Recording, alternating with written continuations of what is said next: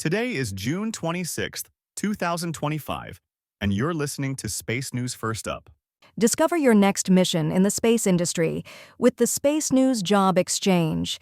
Visit spacenews.com/jobs to find top aerospace roles and connect with leading employers.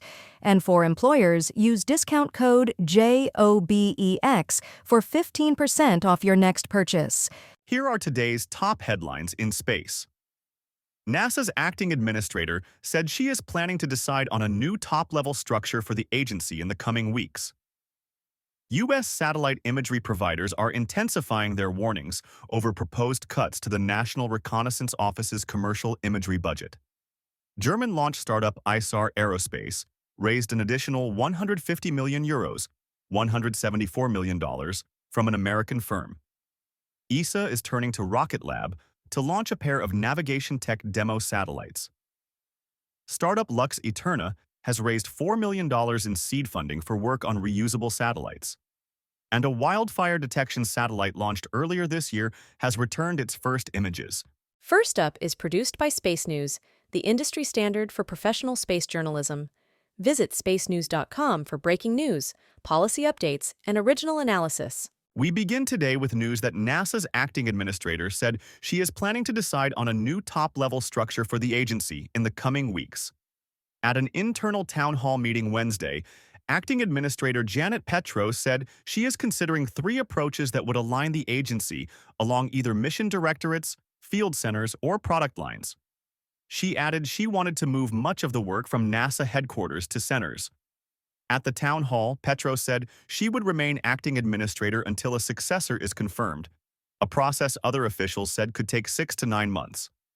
Agency officials used the town hall to defend a budget proposal that would cut NASA spending by nearly 25% and also said that they are not making any plans for layoffs, although voluntary buyout efforts have so far only accounted for a fraction of the agency's projected workforce reduction.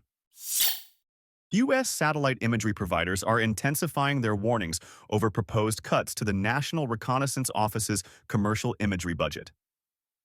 On a Space News webinar Wednesday, executives said the potential cuts are not only disruptive, but out of sync with the administration's expressed support for a more competitive commercial space sector. The proposal would cut spending on commercial optical imagery by 30% and end funding for radar imagery. The Commercial Spaceflight Federation, in a letter this week, urged lawmakers to restore the full funding for commercial imagery and allocate an additional $83 million to the Space Systems Command's Commercial Space Office, which procures commercial satellite data for military uses. German launch startup Isar Aerospace raised an additional €150 million, $174 million from an American firm. Isar said Wednesday it raised the money through a convertible bond from Eldridge Industries, a Miami-based company that invests in a variety of industries, including technology. Isar will use the funding to expand launch capabilities and production facilities at its headquarters near Munich. Isar launched its first Spectrum rocket in March, but the vehicle lost attitude control about 30 seconds after liftoff and crashed. An Isar executive said at a conference a month ago that the company is planning a second launch by the end of the year. ESA is turning to Rocket Lab to launch a pair of navigation tech demo satellites. Rocket Lab said Wednesday it won a contract for the launch of the Pathfinder A satellites, built by GMV and Thales Alenia Space, on an Electron no earlier than December. The satellites are a precursor to Europe's proposed LEO PNT constellation of navigation satellites in low Earth orbit. ESA said it awarded Rocket Lab the contract to ensure the satellites would be in orbit by next spring to meet a deadline from the International Telecommunication Union to put spectrum assigned to them in use. Startup Lux Aeterna has raised $4 million in seed funding for work on reusable satellites. The Denver-based company plans to launch a demonstration mission, Delphi, in 2027, placing a 200-kilogram satellite into orbit that will be able to re-enter at the end of its mission for recovery and reuse. Lux Aeterna says the design could serve customers looking to perform technology demonstrations in orbit and then recover the hardware, or companies planning in-space manufacturing. A wildfire detection satellite launched earlier this year has returned its first images. The Firesat protoflight satellite, built by Muon Space, launched in March on a SpaceX rideshare mission. It carries a multispectral infrared instrument, and the company said the new images show that instrument is working as expected. The spacecraft is a prototype for a constellation of more than 50 satellites planned by the nonprofit Earthfire Alliance to provide rapid detection of wildfires. Share your company's news with the entire space industry through Stellar Dispatch, the press release service from Space News. Learn more and use discount code SD2106 for 15% off when you submit yours at spacenews.com/stellardispatch. In other news, a private astronaut mission arrived at the International Space Station this morning. The Crew Dragon spacecraft Grace docked with the station's Harmony module at 6:31 a.m. Eastern, roughly 30 minutes ahead of schedule. The spacecraft launched yesterday on Axiom Space's AX-4 mission, carrying astronauts from Hungary, India, and Poland, as well as former NASA astronaut Peggy Whitson.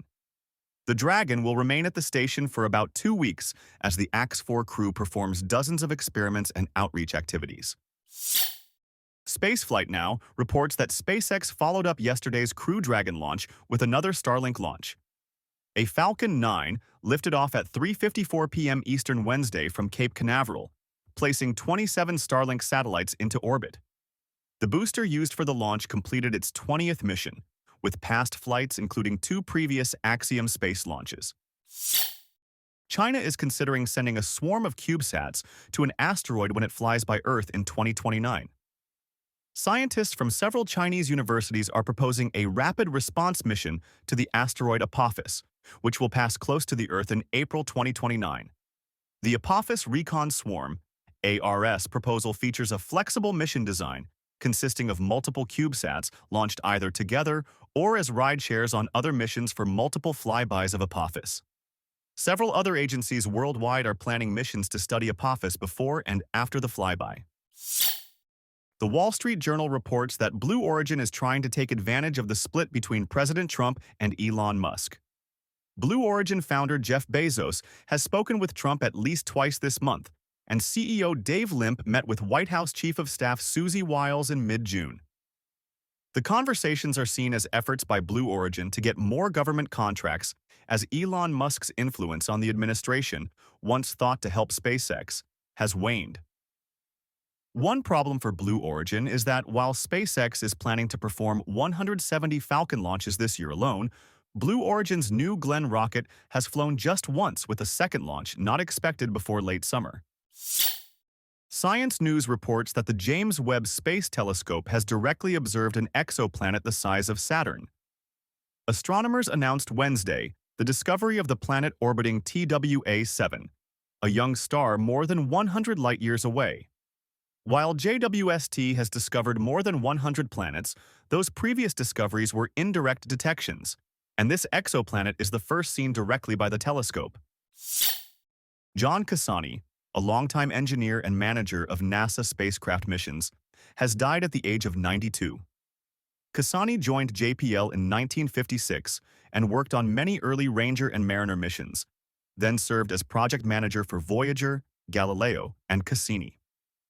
He retired in 1999, only to return to JPL in 2003 in various roles until a second retirement in 2012. He also led an independent review of JWST in 2000-2010. He received multiple awards in his career, including NASA's Exceptional Achievement Medal and the Air and Space Museum Trophy for Lifetime Achievement.